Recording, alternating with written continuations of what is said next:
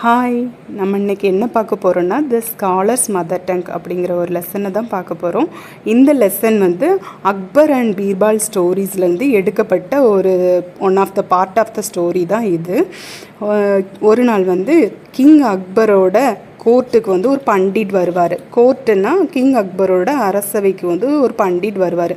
பண்டிட்னா யாருன்னா ஒரு நல்ல பட்டதாரி, நல்ல ஸ்காலர், எல்லா லாங்குவேஜுமே படித்தவங்க.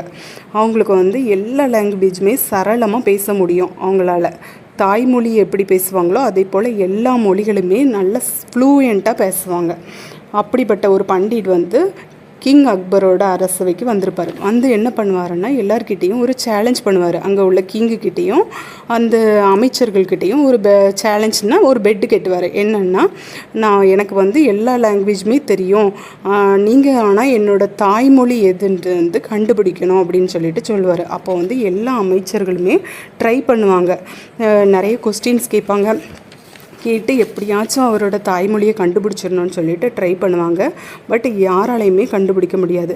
லாஸ்ட்டாக வந்து பீர்பால், ஓகே நான் வந்து உங்களோட தாய்மொழியை கண்டுபிடிக்கிறேன் அப்படின்னு சொல்லிட்டு அந்த சேலஞ்சை வந்து அக்செப்ட் பண்ணிடுவார்.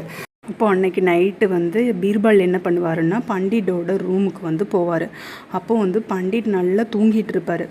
அவர் தூங்கிட்டு இருக்கப்ப அவர் காதுக்குள்ளே போய் இவர் வந்து விஸ்பர்டுனா முணுமுணுப்பார், மெதுவாக முணுமுணுப்பார்.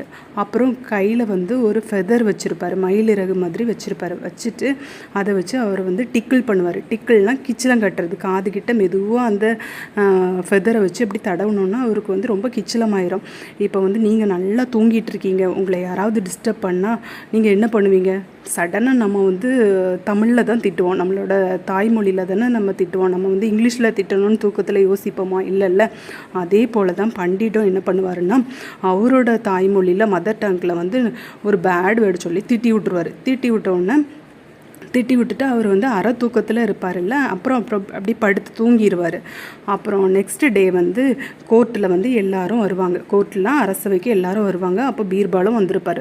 அப்போ பீர்பால் வந்து எல்லாரும் முன்னாடியும் சொல்லுவார், நான் வந்து பண்டிட்டோட மதர் டங்கை வந்து கண்டுபிடிச்சிட்டேன். பண்டிட்டோட மதர் டங் என்னதுன்னா அது வந்து தெலுங்கு அப்படின்னு சொல்லிடுவார். சொன்னோன்னு இந்த பண்டிட்டுக்கு வந்து ரொம்ப ஆச்சரியமாக இருக்கும்.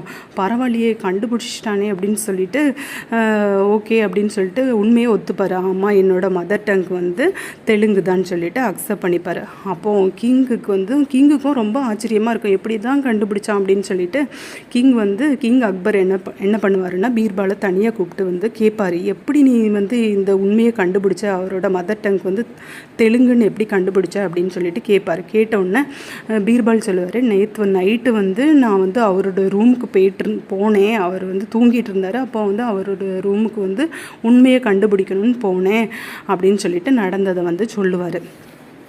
என்ன viewers, do you like this story? I hope you like this story. Bye.